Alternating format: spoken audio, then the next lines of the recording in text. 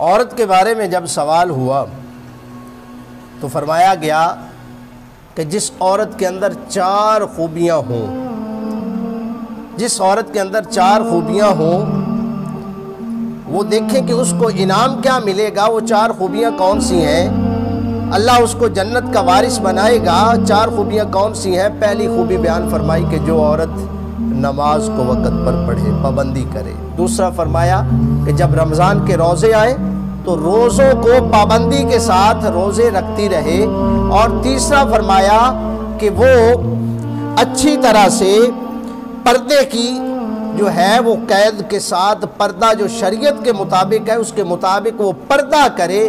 اور چوتھا فرمایا کہ وہ عورت جس کے اوپر اس کا شوہر راضی ہو، تو فرمایا کہ باقی کے لیے ایک ایک جنت کا دروازہ کھلے گا جس میں یہ 4 خوبیاں ہوں گی۔